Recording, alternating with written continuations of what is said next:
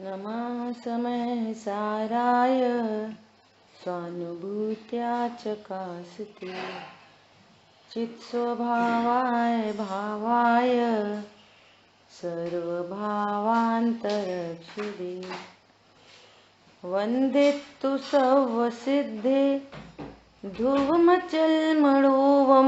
गदिं पत्ते वोक्षामि समय पाहुले मृमोसुद केवली बड़िदम।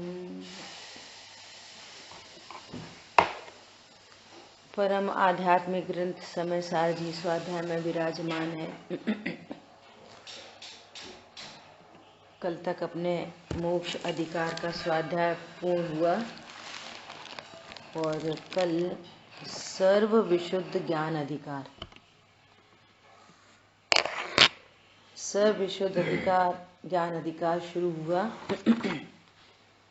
और अब ये शुरू हुआ तो अब इसका अंत नहीं हो, इसकी समाप्ति नहीं हो, है ना। बहुत सुंदर बात आई यहाँ पे कई। देखो अपन श्लोकार्थ को फिर से पढ़ते हैं। प्रथम में अमृतचंद आचार्य देव ने मंगलाचरण किया। क्या कह रहे हैं? समस्त कर्ता भोक्ता आदि भावों को सम्यक प्रकार से भली भांति नाश को प्राप्त करा के पद पद पर अर्थात कर्मों के क्षयोपशम के निमित्त से होने वाली प्रत्येक पर्याय में बंध मोक्ष की रचना से दूर वर्तता हुआ।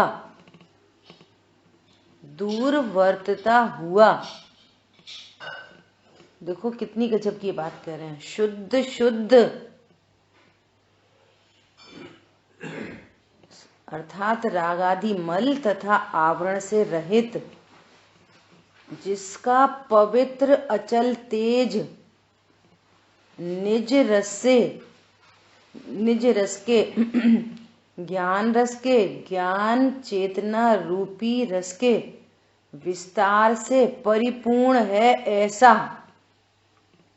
कौन है? ऐसा वो इतना लंबा सेंटेंस है। कौन है ऐसा? और जिसकी महिमा टंकोत्कीर्ण प्रकट है, ऐसा यह ज्ञान पुंज आत्मा प्रकट होता है। कौन प्रकट होता है? आत्मा प्रकट होता है।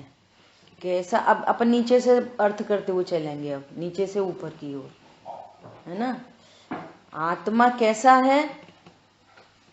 ज्ञान पुंज। शायद बात से बात चलती है ना। चीनी कैसी है? मिठास पुंज। क्यों सफेदी नहीं है क्या? अरे है, उसकी सफेदी भी मिठासमयी। चीनी की सफेदी भी मिठासमयी, चीनी का वजन भी मिठासमयी, उसकी सुगंध भी मिठासमयी। ऐसी वो मिश्री मिठास पुंज है ना। उसका लक्षण है ना, लक्षण सर्वांग में। ऐसा आत्मा ज्ञान पुंज जिसकी महिमा कैसी है? टंकोत्कीर्ण। पहले भी ये शब्द आया, टंकोत्कीर्ण। क्या होता है टंकोत्कीर्ण? टांकी से उकेरा गया। जैसे आप है ना पेंसिल से लिख दो, पेन से लिख दो, पेंट से लिख दो, लकड़ी के ऊपर लिख दो और पत्थर पर टांकी से उकेर दो, कौन रहेगा बहुत टाइम तक? टांकी से उकेरा हुआ। अमिट शिलालेख। हाँ, अमिट शिलालेख है ना। ऐसा तो कैसा है? टंकोत्कीर्ण, जिसकी महिमा टंकोत्कीर्ण प्रकट है। आत्मा की महिमा प्रकट है। ये वाली बात अलग है कि ज्ञान जानता नहीं है तो महिमा करता है कोई और की, और महिमा है ज्ञान की, महिमा है ज्ञान की, है ना। ताजमहल के सामने दर्पण रख दो, ताजमहल के सामने दर्पण रखो तो दर्पण बोलेगा वाह ताज। उस दर्पण में भी तो झलक रहा है ताजमहल हूबहू, और यहाँ ज्ञान में झलक रहा है हूबहू, तो ये ज्ञान बोलता है वाह ताज। तो महिमा किसकी है, जानने वाले की कि ताजमहल की? अच्छा, ताजमहल की कि ताजमहल को बनाने वाले की? जो बनाने वाला भी कौन है कि ज्ञान। पहले तो ज्ञान में आती है ना चीज, तो महिमा है ज्ञान की। सो कह रहे हैं जिसकी महिमा टंकोत्कीर्ण है और प्रगट है, अप्रगट नहीं है, प्रगट है। देखो सब और ज्ञान का वर्चस्व है, सब और ज्ञान है ना। अभी क्या कह रहे हैं कि अब ज्ञान की बात चल रही है। ऐसा भेद विज्ञान जो समस्त कर्ता, पहली लाइन, जो समस्त कर्ता भोक्ता आदि भावों को सम्यक प्रकार से भली भांति, सम्यक प्रकार से मतलब भली भांति नाश को प्राप्त करा के, अर्थात मैं अकर्ता हूं ऐसा जानकर, जो कर्ता भोक्ता भाव है ना, वे कर्ता भोक्ता भाव पर्याय में प्रकट होते थे, लेकिन मैं तो अकर्ता ज्ञायक हूं ऐसा भली भांति जानकर। क्या जानकर? मैं करता हूं कि भोगता हूं? चित परम अकर्तानाथ। बोलो कैसा हूं मैं? परम अकर्तानाथ, परम अभोक्तानाथ। मैं परम अकर्ता परम अभोक्ता हूं। अब कह रहे हैं पद पद पर, अर्थात प्रत्येक पर्याय में बंद है, पर्याय में मोक्ष होता है। कहाँ होता है? पर्याय में बंध, पर्याय में मोक्ष। तो बंध मोक्ष की रचना से दूर वर्तता हुआ, ऐसा टंकोत्कीर्ण ज्ञायक भाव है। बंध की रचना कहाँ है? पर्याय में, और मोक्ष की रचना कहाँ है? पर्याय में। और ये टंकोत्कीर्ण ज्ञायक भाव ऐसा है जो बंध और मोक्ष की रचना से दूरी वर्तता है अनादि से। बोलो, न मैं बंध करता न मैं मोक्ष करता। क्या बोला? न मैं बंध को भोगता न मैं मोक्ष को भोगता, मैं तो परम अकर्ता परम अभोक्ता तत्व हूं। बोलो कितनी गजब। इसलिए कैसा हूं? शुद्ध शुद्ध, इसलिए शुद्ध शुद्ध हूं। कुछ करता होता तो कहा जाता कि ये तुमने खराब काम किया, ये अच्छा काम किया। मैं तो करता ही नहीं। क्या बोला? मैं तो करता ही नहीं। ऐसा बंध मोक्ष की रचना से दूर वर्तता हुआ शुद्ध शुद्ध, अर्थात इन समस्त पर्यायों से निरपेक्ष शुद्ध। देखो, बंध मिटेगा और शुद्धता प्रकट होगी, तो मैं उस शुद्धता से भी शुद्ध नहीं होता। क्या बोला? बंध मिटा और पर्याय में शुद्धता प्रकट हुई, तो पर्याय की शुद्धता से निरपेक्ष शुद्ध हूं मैं। और वो पर्याय मेरा आश्रय करके शुद्ध होगी, पर्याय से मैं शुद्ध नहीं होता। मैं तो प्रथम से ही शुद्ध तत्व हूं, शुद्ध शुद्ध। कल 3 अर्थ हुए थे शुद्ध शुद्ध के, कौन बताएगा? बोलो। हाँ बोलिए। दूसरा भी शुद्ध पर्यायों से भी ऐसा है। कल जो 3 तरह से चर्चा हुई थी वो कहो। कर्मल रहते होने से शुद्ध भाव मल कर्म रहित हो। एक एक करके एक एक करके एक एक करके। कौन बोला? रागिनी बोल रही? हाँ रूबी बोलो, सपना जी बोलो, एक एक करके बोलो। कर्मल रहित होने से शुद्ध शुद्ध, भाव रहित होने से शुद्ध शुद्ध, पूर्व भेद रहित होने से शुद्ध शुद्ध है, पर्याय भेद रहित होने से शुद्ध शुद्ध, ज्ञायक भाव और ज्ञायक स्वभाव होने से शुद्ध, और मेरे उपयोग स्वभाव भी शुद्ध। बहुत बढ़िया। ये दोनों पति पत्नी एकदम बढ़िया से आंसर करते हैं। बोलो सपना जी बोलिए। कर्म मल से रहित होने पर शुद्ध, भाव से रहित होने पर शुद्ध, गुण भेद से रहित होने पर शुद्ध, पर्याय भेद से रहित होने पर शुद्ध, ज्ञायक भाव शुद्ध होना शुद्ध, और उपयोग स्वभाव शुद्ध। बहुत बढ़िया। देखो पहले के जो दो हैं, क्या?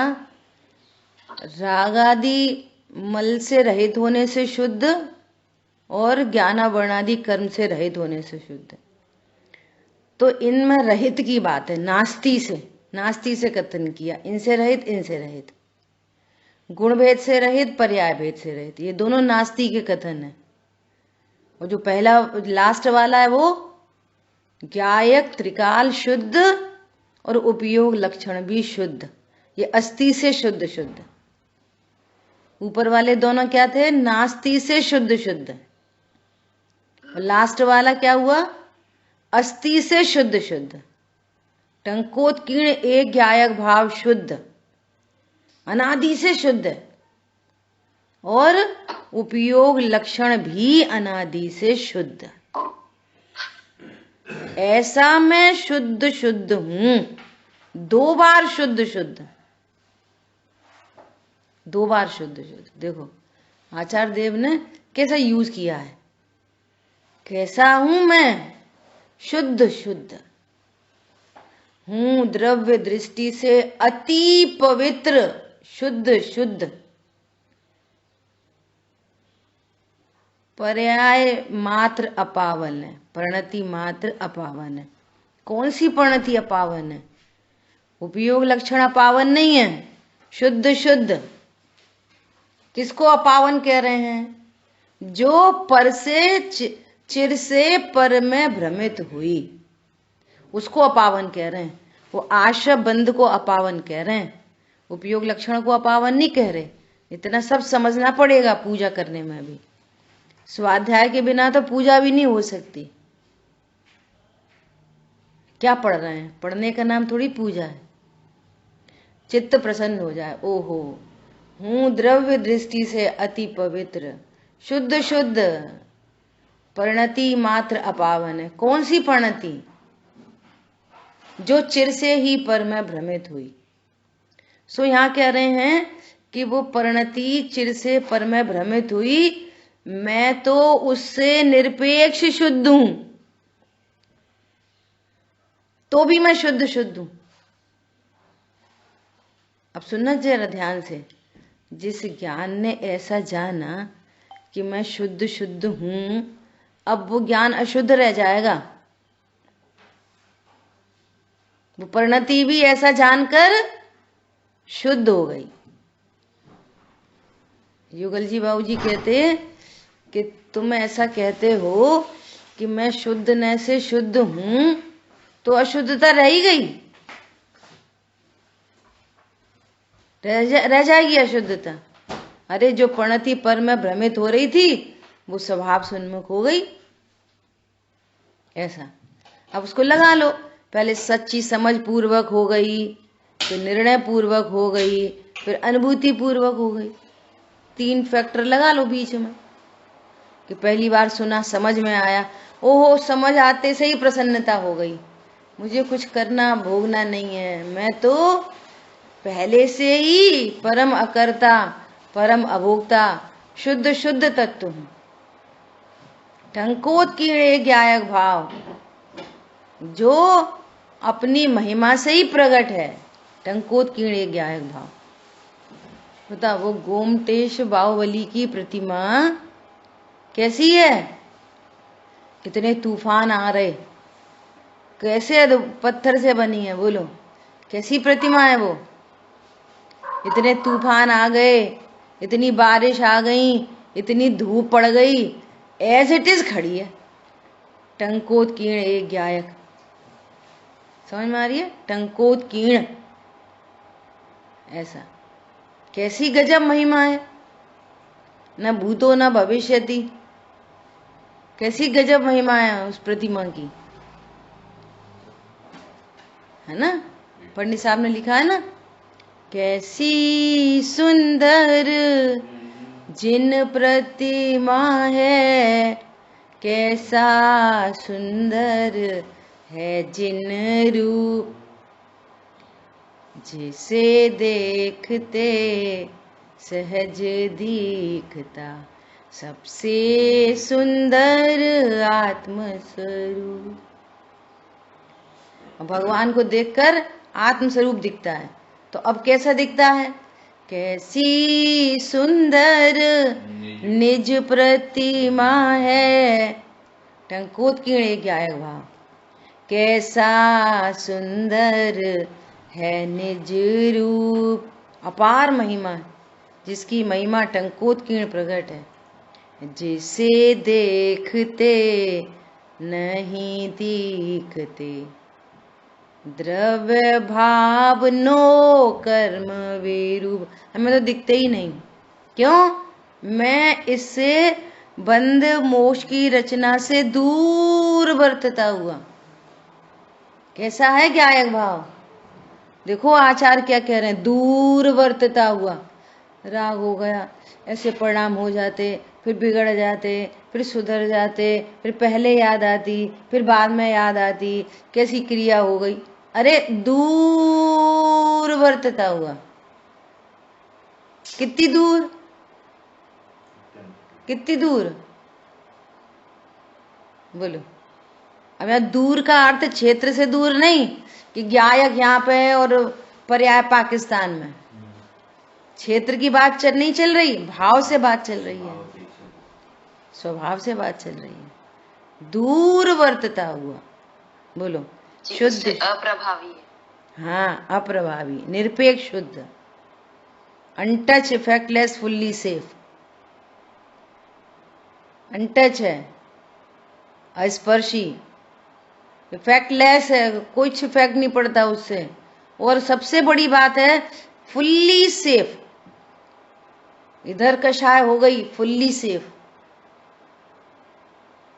फुल्ली सेफ तत्व में कैसा हूं, all proof, all proof, rust proof, jerk proof, fire proof, bullet proof,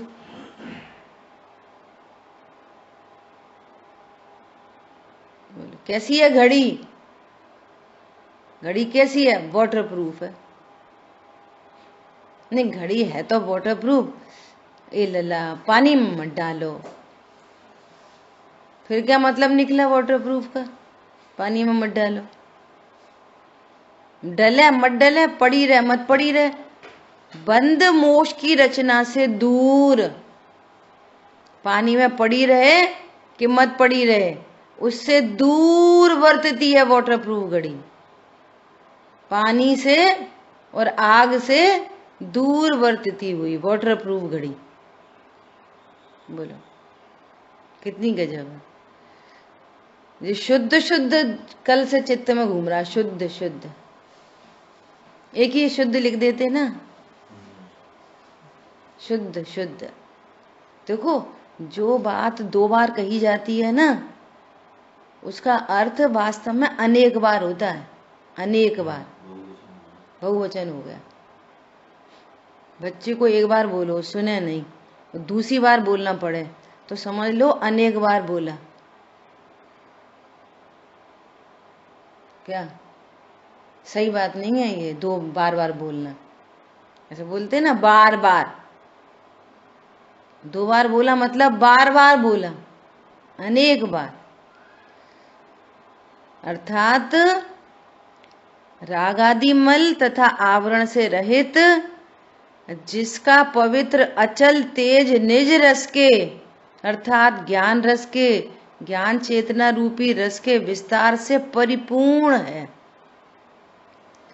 कैसा है वो? आत्मा ज्ञान पुंज, ज्ञान पुंज। अब देखो, इतनी गजब की बात है कि जैसे कल रागिनी ने बात शेयर की है ना, कि वो घर में कुछ हो गया, चोरी हो गई। उस दिन भाई साहब ने भी, राजन भाई साहब ने बोला कुछ स्वैप हो गए रुपए, है ना। अब देखो, ऐसा विचार करो, एक उदाहरण है। क्या उदाहरण है? ऐसा काल्पनिक उदाहरण है ना, कि अपन इंडिया में रहते और अमेरिका में किसी के मामा रहते, किसी बच्चे के मामा अमेरिका में रहते। अब उनको बच्चा हुआ, एक लड़की, दृष्टांत है काल्पनिक, पहले बोल रहे हैं, ठीक है। एक लड़की, 2 लड़की, 3 लड़की, 4 लड़की, 5वां बेटा हुआ। और फिर खबर आई, अरे मामा को बेटा हो गया। बोलो सुनते से ही क्या होता है? मामा अमेरिका में और अपन इंडिया में। सिर्फ सुना, अपन मानी गए, वो इधर नहीं आए, कुछ भी तो नहीं हुआ। लेकिन सुनते से ही क्या हुआ? जानते से ही क्या होता है? प्रसन्नता हुई, ओ भांजा हो गया, भांजा हो गया, जो भी कोई बेटा हो गया, बेटा हो गया, बेटा हो गया, ऐसे प्रसन्नता होती है ना। ऐसे ही यहाँ क्या पर्याय द्रव्य में नहीं जाती, द्रव्य पर्याय में नहीं आता, उपयोग पर में नहीं जाता, पर उपयोग में नहीं आते, उपयोग पर में चला जाता है। फिर उपयोग को स्वभाव सन्मुख करो, फिर उपयोग को अंदर लाओ, लाना जाना करना कुछ नहीं होता। कैसे करेंगे आश्रय? वो उपयोग पर में चला जाता है। कहाँ चला जाता है उपयोग? और फिर वो अंदर आता है, उपयोग भारी घूमता रहता है। दादा बोलते कि तू छोड़ तो दे एक बार उपयोग के, कहाँ कहाँ जाता है, छोड़ दे। अब तो उन्हीं को शोभते, अपन तो बोल भी नहीं सकते वो शब्द, बुजुर्ग व्यक्ति हैं और अपने सबके सिर मोहर हैं, है ना। इस समय मुमुक्षु समाज में सबसे वरिष्ठ विद्वान है, कहते हैं, ऐसा बोलते हैं। तो उपयोग को खुले साण की तरह छोड़ दें, ऐसा बोलते हैं वो।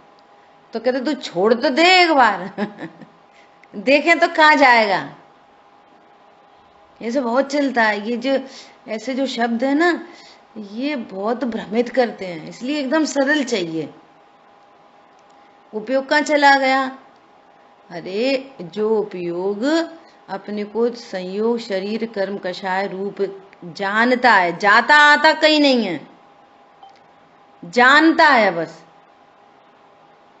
अरे एक लड़की और हो गई, जाना ही तो।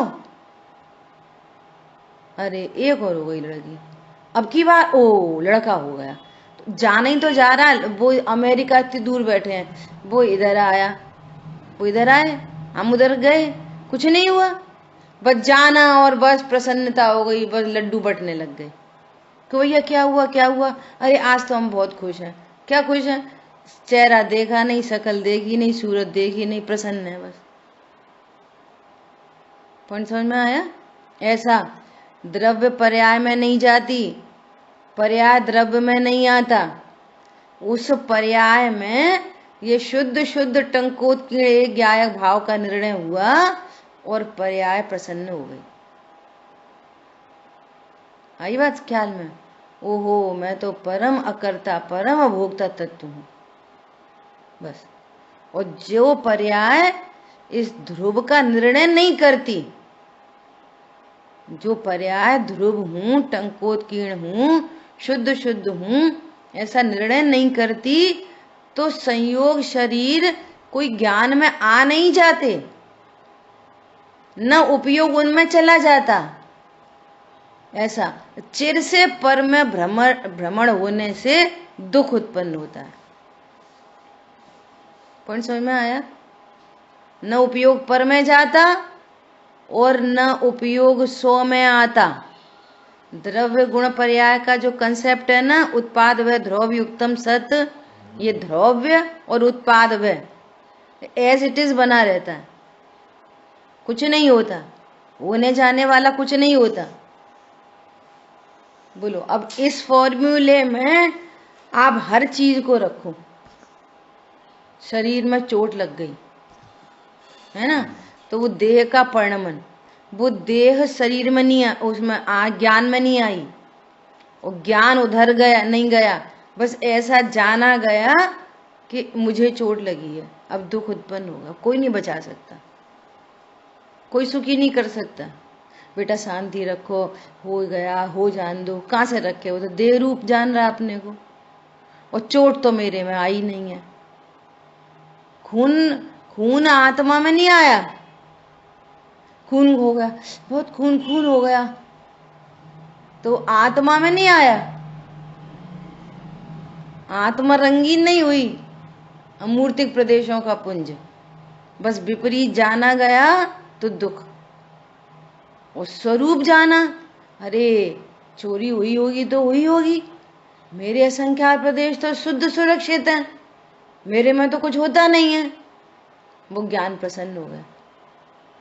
देखो, घर नहीं पहुंचे, देखा नहीं क्या हुआ क्या नहीं हुआ, हुआ भी है कि नहीं भी हुआ, और पूर्व से ही प्रसन्नता हो गई। क्यों?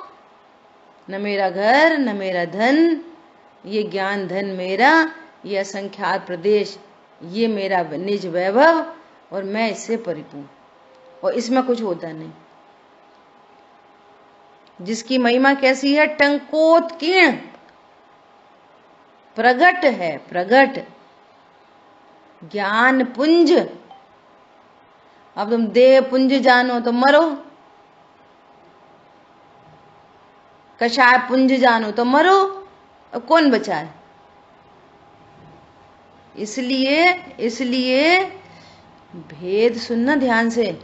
भेद ज्ञान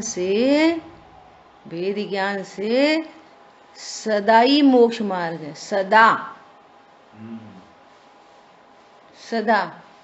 सदा मतलब हर काल में। कौन सा काल? कि भेद विज्ञान है, और बाहर से देखो तो भोजन की प्रोसेस चल रही है, भोजन करने की क्रिया चल रही है, भोजन के बहुत तेज भाव चल रहे हैं। तो यहाँ कह रहे हैं कि भोजन की क्रिया से रहित होने से शुद्ध, और भोजन के भाव से रहित होने से शुद्ध। भोजन की क्रिया और बहुत तेज भूख लग रही है, लेकिन उससे दूर बरतता हुआ अनाहारी स्वरूप। क्या बोला? अब यहाँ लगाओ, सब सारे जो समस्याएं वो यहाँ रखो, और फिर सारे समस्याओं का समाधान किससे होएगा? मैं टंकोत्कीर्ण ज्ञायक ध्रुव। भूल जाते, फिर बाद में याद आती, फिर तब याद आती। तो भाई ये आपके अभ्यास की कमी है। किसकी कमी है? अभ्यास। यही तो अभ्यास है। टूडमल जी ने लिखा है, जो तूने तत्व निर्णय किया, अब उसमें उपयोग को लगाना। तत्व निर्णय में उपयोग लगाना, बारंबार विचार करो। बारंबार विचार के द्वारा क्या करो? निर्णय करो।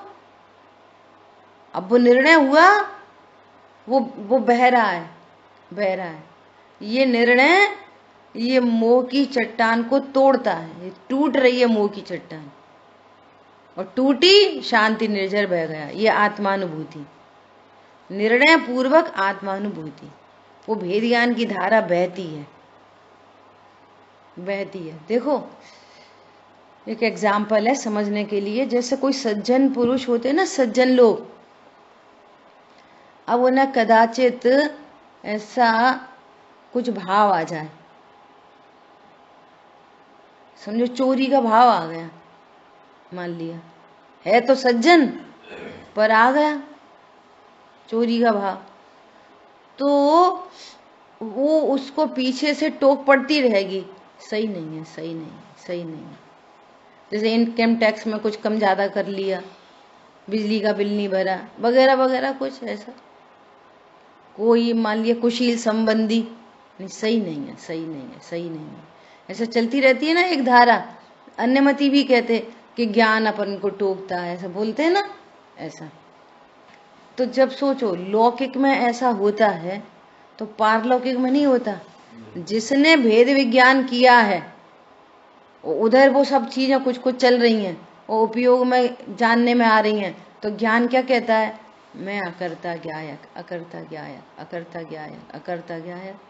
इसको कह रहे हैं कि भेद ज्ञान से सदा मोक्ष मार्ग है, युद्ध के मैदान में मोक्ष मार्ग, 96,000 को भोगने के काल में मोक्ष मार्ग, और तत्व ज्ञान से रहित है तो 28 मूल गुणों का निरतिचार पालन हो, शुद्ध आहार हो, संसार मार्ग। संसार मार्ग ही चल रहा है, 11 अंग 9 पूर्व का पाठी और 28 मूल गुणों का धारी। हाईएस्ट बता दिया, अब अपने अपने हिसाब से लगा लो। जब हाईएस्ट बता दिया, 11 अंग 9 पूर्व का पाठी मतलब हाईएस्ट ज्ञान, और 28 मूल गुणों के पालन करने वाला अर्थात हाईएस्ट शुभ भाव, और तत्व निर्णय से शून्य है। ये ऐसी टंकोत्कीर्ण निज महिमा को नहीं जाने तो क्या है? संसार मार्गी है। मोह की चट्टान नहीं टूटेगी, मोह की चट्टान टूट नहीं सकती। शुभ भावों से और शुभ क्रियाओं से मोक्ष मार्ग नहीं चलता, नहीं चलता मतलब नहीं चलता।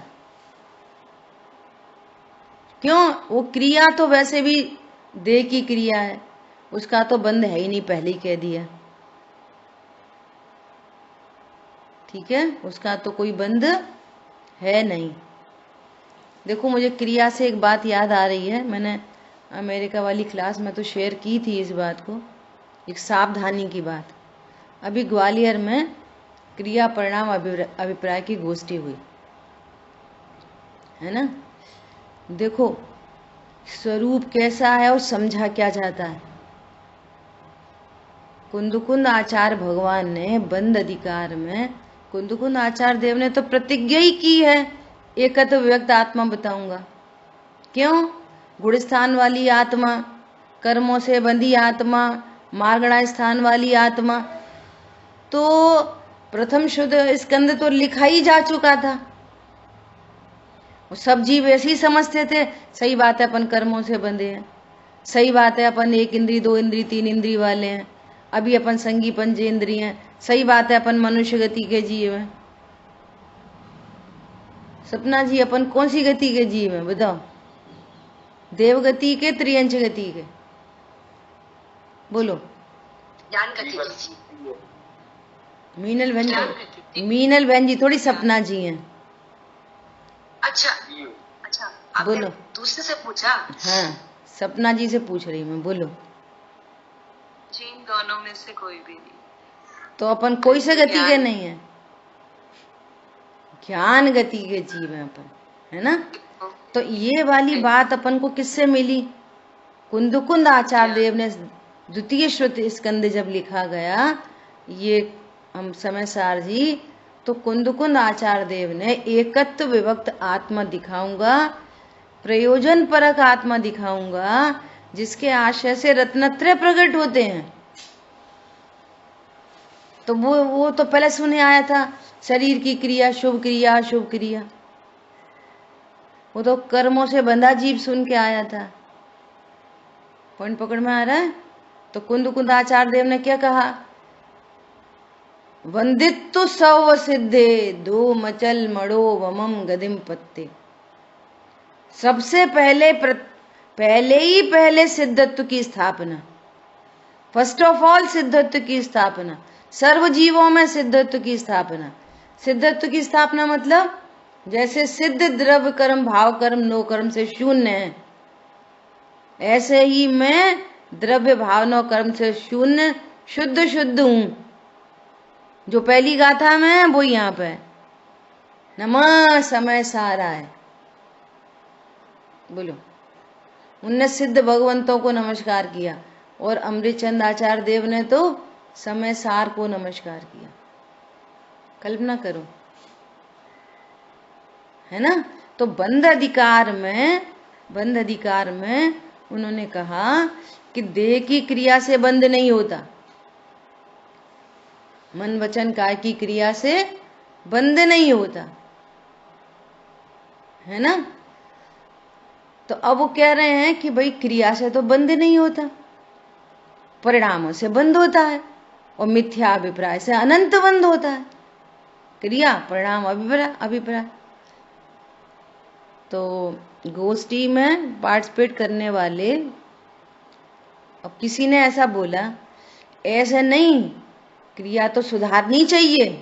मुझे इस पॉइंट पे बात करना था, क्रिया तो सुधारने। देखो, खड़े खड़े भोजन करो और बैठ के भोजन करो, दोनों में परिणाम कैसे रहते।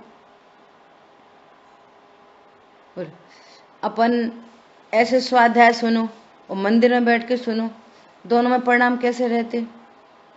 कौन सी क्रिया अच्छी है, घर में बैठ के जिनवाणी सुनना कि मंदिर में बैठ के जिनवाणी सुनना, कौन सी क्रिया अच्छी। रात्रि भोजन करो और दिन में भोजन करो तो कैसे परिणाम रहते। बोलो, पॉइंट समझ में आ रहा है। पकड़ना थोड़ा बात को। उपदेश आता है क्रिया से और काम होता है उपादान से, इधर से। कल परसों भी दोपहरी क्लास में बात आई थी, टीवी देखो कैसे परिणाम रहते, भगवान की प्रतिमा को देखो तो कैसे परिणाम रहते। प्रभु, उधर से इधर की व्याप्ति नहीं है। अरे टीवी देखने के जब परिणाम ही अशुभ होते तो टीवी देखने का भाव आता। टीवी देखने से पाप नहीं बनता, टीवी देखने का भाव ही तब आता है जब अशुभ भाव, अशुभ भाव से वो अशुभ क्रिया है, अशुभ क्रिया से अशुभ भाव नहीं होते। ये बहुत बड़ा पॉइंट है और ये मिसिंग पॉइंट है। ये भगवान के दर्शन करने का भाव वो शुभ भाव है, तब क्रिया पर आरोप है शुभ क्रिया। शुभ क्रिया से परिणाम नहीं सुधरते। बच्चे को ले जाओ मंदिर, देवशास्त्र गुरु को जानता नहीं, क्रिया हो रही है शुभ, परिणाम शुभ हो जाएंगे। बोलो, मंदिर में खड़ा चोर, कल भी बात आई थी, चोरी के परिणाम, क्रिया है पूजा करने की, अभिषेक करने की, परिणाम सुधर जाएंगे। देखो, ये समझने की बात है बहुत। क्रिया से उपदेश दिया जाता है, क्रिया की साइड से। जैसे सबको बोला भैया पानी छान के इस्तेमाल करो, खाली पीने में नहीं, नहाने धोने, कपड़े धोने, बर्तन मांजने, सब में पानी छाना इस्तेमाल करो। तो पानी छानने की क्रिया कौन करेगा, जिसके परिणाम सुधरेंगे। इधर से व्याप्ति है। पॉइंट पकड़ में आया। और कोई पानी छान भी रहा हो देखा देखी और भाव नहीं पता हो, तो छानने की क्रिया होने पर भी परिणाम नहीं सुधरते। जरूरी नहीं है, क्यों, उधर से व्याप्ति नहीं है, क्रिया तो हो रही है, समझा दिया किसी ने, बता दिया तो देखा देखी काम हो गया, लेकिन दया भाव ही नहीं है, उसको पता ही नहीं है पानी क्यों छानना, इतने जीवों का घात होता है। अच्छा, जिसकी परिणाम सुधर गए उसकी क्रिया तो सुधरती ही है। परिणाम सुधर गए तो क्रिया सुधरती ही है। क्रिया सुधर जाए तो परिणाम सुधरते ही हैं, ऐसा नहीं है। और वो क्रिया होती तब है जब परिणाम सही होते हैं। और देखा देखी क्रिया हो जाए तो परिणाम सुधरे नहीं सुधरे, कहाँ से आ गई ये पूरी बात? कोई बात चल रही थी, यहाँ से बात चल रही थी। हाँ, भेद विज्ञान से बात चल रही थी कि भेद विज्ञानी को सदा मोक्ष मार्ग है, और जो भेद ज्ञान से रहित है और इतनी उच्च क्रियाएं हो जाएं, ये कहना था। तो क्रिया से परिणाम नहीं सुधरते, ये कहना है। और परिणाम बिना सम्यक अभिप्राय के नहीं सुधरते। परिणाम भी अभिप्राय सम्यक हुए बिना नहीं सुधरते। उनकी जाति अनंतानुबंधी बनी रहती है। एक कदम बिना देखे पैर नहीं रखे आगे, एक कदम आगे नहीं बढ़ाए, और भेद विज्ञान से रहित है। बोलो, भेद ज्ञान से रहित है और एक कदम बिना देखे नहीं चले। जाति उसकी अनंतानुबंधी है, वो मिथ्यात्व से सना हुआ परिणाम है। संसार मार्ग है, मोक्ष मार्ग नहीं है। इसलिए मोक्ष मार्ग न क्रिया से चलता, क्रिया से तो चलता ही नहीं है, परिणाम से भी नहीं चलता। किससे चलता है? तत्व ज्ञान से, भेद विज्ञान से। आप कैसे न्याय करोगे? अभी बात आ रही है कि एक इंद्री जीव है, 2 इंद्री, 3 इंद्री, 4 इंद्री, 5 इंद्री, असंगी है ना। तो ये सदाचारी हैं कि अविरती हैं? व्रती हैं कि अविरती हैं? बोलो, एक इंद्री जीव व्रती है कि अविरती है? शांतनु, अविरती है ना?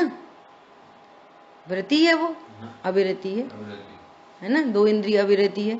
अब अविरती की चर्चा कैसे आई? कि 2 प्रकार की। कैसी 2 प्रकार की? एक इंद्रिय असंयम और एक प्राणी असंयम, है ना। तो अब बताना, अब वो 6 प्रकार की हैं। 6 इंद्री, 5 इंद्री और मन का असंयम, और 5 इंद्री और तरस की, हिंसा से किंचित विरक्त नहीं है। तो वो एक इंद्री कौन से, किसकी हिंसा कर रहा है? 2 इंद्री जीव किसकी हिंसा कर रहा है? किससे झूठ बोल रहा है? किससे मायाचारी कर रहा है? किसको कुशील कर रहा है? पॉइंट पकड़ना जरा ध्यान से। ये क्रियाएं तो वहां हो ही नहीं रही, वहां क्रिया तो है, हो ही नहीं रही, लेकिन वहां परिणाम पूरा मौजूद है। अनंतानुबंधी जाती है ना, तो समझो उसको हर प्रकार का परिणाम है, व्यक्त हो कि नहीं हो। उसके देह में व्यक्तता की सामर्थ्य नहीं है। एक इंद्री को व्यक्त हो ऐसी सामर्थ्य नहीं है। लेकिन आप द्रव्य गुण पर्याय जीव को देखोगे तो उसके चारित्र गुण में सर्व प्रकार का विकार भरा है। हिंसा, झूठ, चोरी, कुशील, परिग्रह, तीव्र कषाई है वो जीव। अब शरीर से मैचिंग करोगे तो वो तो एक इंद्रिय बीतरागी दिखेगा। वो क्या कर रहा है बेचारा? पेड़ चुपचाप खड़ा, तुम उसको पत्ते तोड़ दो तो तुम्हें चांटा नहीं मार रहा, उसको गंदा बोल दो तो कुछ नहीं कर रहा, किसी की लड़की को छेड़छाड़ी नहीं कर रहा, किसी के घर में जाके चोरी नहीं कर रहा, तो फिर वो बीतरागी सिद्ध हो जाएगा।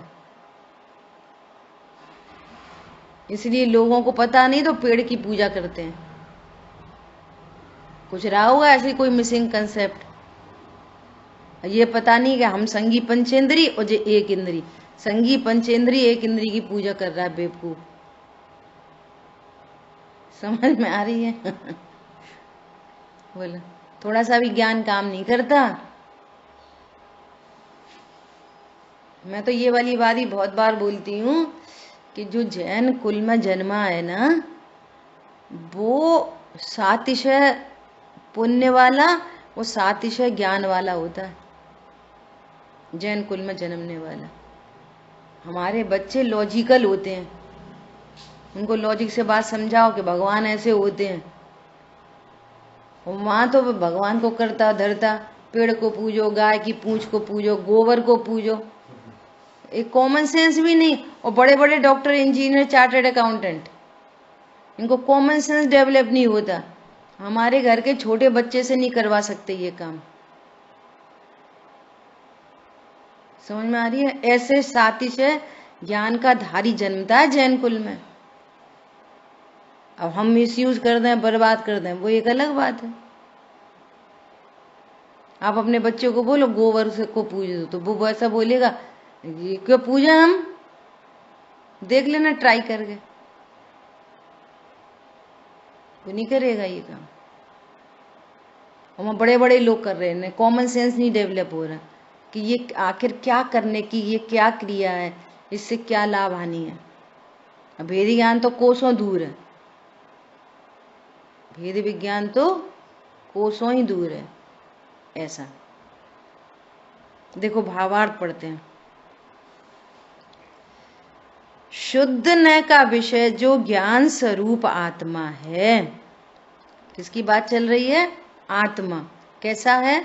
शुद्ध न का विषय भूत जो आत्मा है। कौन है शुद्ध न का विषय भूत? त्रिकाली ध्रुव भगवान आत्मा, परिपूर्ण आत्मा, अभेद आत्मा, ज्ञान स्वरूपी आत्मा, ये शुद्ध न का विषय भूत आत्मा। पर्याय भेद से रहित आत्मा, गुण भेद से रहित आत्मा, कषायों से रहित आत्मा, द्रव्य कर्म नो कर्म से रहित आत्मा, ये शुद्ध न का विषय भूत आत्मा। कौन सा आम खाते हैं? लौकिक में भी शुद्ध न का ही आम खाते हैं। गुठली छिलका कोई खाता है? गुठली छिलका सहित प्रमाण का आम बाजार में से लेके आते हैं। बाजार में आम कौन सा मिलता है? प्रमाण का आम। और घर लेके आके इस्तेमाल किसको करते हैं? शुद्ध न का आम, जो गुठली छिलका से रहित होता है। तो थोड़ा कम खाया ना आम, लेके आए 1 किलो, और खाया कितना? 600 ग्राम, 700 ग्राम नहीं, पूरा ही आम खाया हमने, क्योंकि वो ही आम होता है। कितने परसेंट आम खाया? पूरा खाया, 100%, क्योंकि गुठली छिलका आम ही नहीं होता। क्या बोला?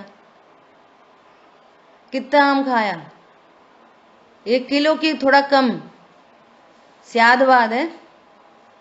कोई बोलेगा कि पूरा आम खाया, तो कितना? 1 किलो खाया। तो फिर जब वो 1 किलो बोलेगा तो बोलेंगे नहीं, 700 ग्राम खाया। वो बोलेगा थोड़ा कम खाया, तो बोलेंगे नहीं, पूरा खाया। स्यादवाद है, समझना पड़ेगा। अरे वो 700 ग्राम आम पूरा ही आम है, वही शुद्ध न का आम है, वही असली आम है। ऐसे ही यहाँ शुद्ध न की आत्मा ही पूरी आत्मा है, वही आत्मा है, असली आत्मा वही है। उसी के आश्रय से दुख मिटते हैं, यही प्रयोजन भूत आत्मा है। जैसे वही प्रयोजन भूत आम है। गुठली छिलका तो पशु खाते हैं, डस्टबिन में डालते हैं गुठली छिलका को। तो गुठली छिलका सहित आम जो खाते हैं वे पशु होते हैं। वे समझ में आ रही है? वे पशु होते हैं। ये शुद्ध न का आत्मा, जो ज्ञान स्वरूप आत्मा है, वह कर्तृत्व भोक्तृत्व के भावों से रहित है, दूर वर्तता है, उनसे निरपेक्ष है। चित परम अकर्ता नाथ, परम अकर्ता, परम अभोक्ता। बंध मोक्ष की रचना से ही रहित है। जिसमें न बंध है, सुनो 2 बातें, जिसमें न बंध है न मोक्ष है, नंबर 1। और जो न बंध का करता है न मोक्ष का करता है, और न बंध को भोगता है न मोक्ष को भोगता है, ऐसा अभोक्ता तत्व है। कल प्रश्न किया था ना कि परद्रव्य सुख का कारण है कि आत्मा सुख का कारण है? अब लगा लो यहाँ पे, आत्मा सुख का कारण नहीं है, परम अकर्ता परम अभोक्ता है। जो ज्ञान जानेगा वो सुखी होगा और जो ज्ञान नहीं जानेगा वो दुखी होगा। और आत्मा तो परम अकर्ता परम अभोक्ता। आत्मा बंध मोक्ष का कर्ता नहीं है, परम अकर्ता तत्व है। अब आत्मा ये इंफॉर्मेटिव हो गया, मैं अकर्ता हूं, मैं अभोक्ता हूं। आत्मा से किधर है ना, मैं कैसा हूं? अकर्ता अभोक्ता, बस। अब बोल कौन रहा है? वो अकर्ता नहीं बोल रहा, ज्ञान बोल रहा है।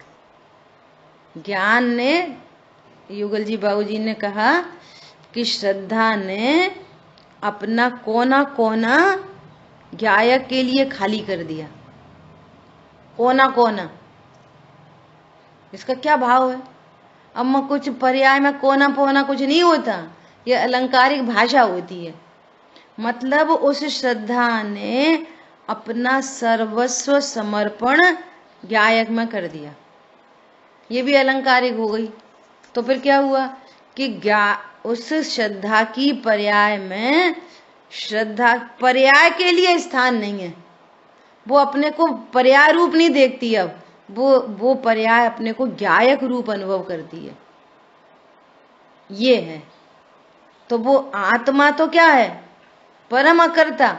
और जिस ज्ञान ने श्रद्धा ने स्वीकार किया, रत्नत्रय की निधियां बरस गईं, हुआ सुमाला माल में, माला माल हो गया। वो पर्याय सम्यक हो गई, तो सम्यक होने पर कुछ आया गया नहीं, ना इधर से उधर कुछ गया, ना उधर से इधर कुछ आया, बस आनंद हो गया। ओहो, मैं परम अकर्ता अपरम अभोक्ता तत्व, किसे करूं, किसको भोगूं, ऐसा अकर्तृत्व से भर गया। कृत हुआ, निष्काम हुआ, अब मुक्ति मार्ग में कदम बढ़ा। और जब तक करने का बोझा है तब तक वो मुक्ति मार्ग बहुत दूर है।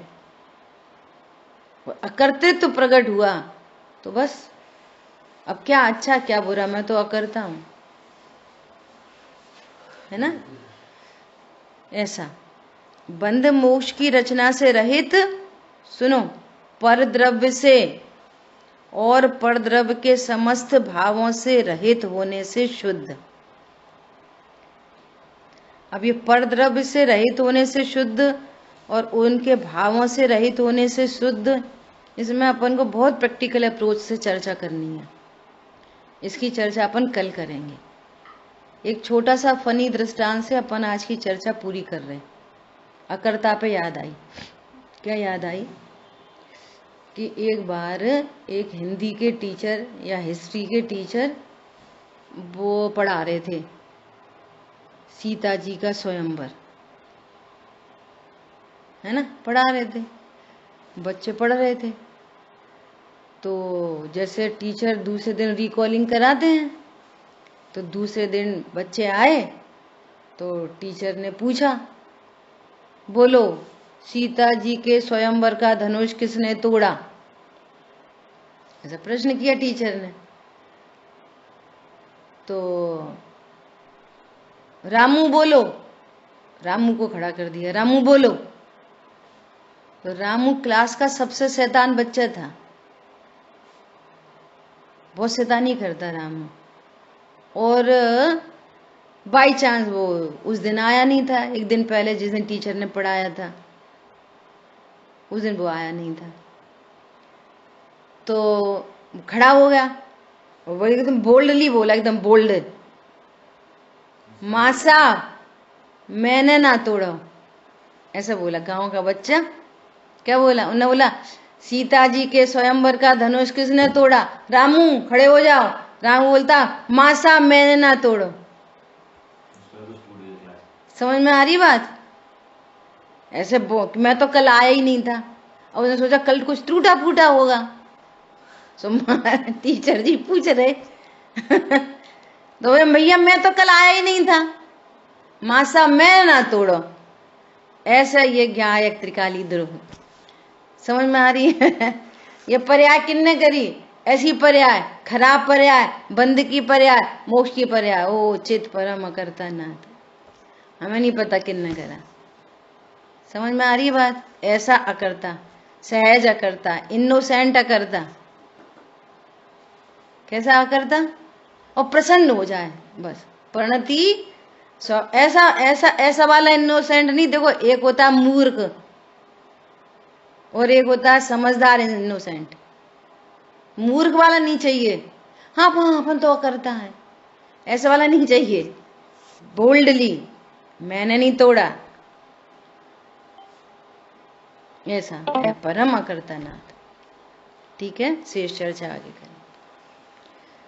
जिन वाणी के ज्ञान से सूझे लोकालोक, सो वाणी मस्तक नमो सदा देत हूँ धो। बोलिए तो आशांगमयी जिनवाणी माता की जय। जय जिनेन्द्र सभी को।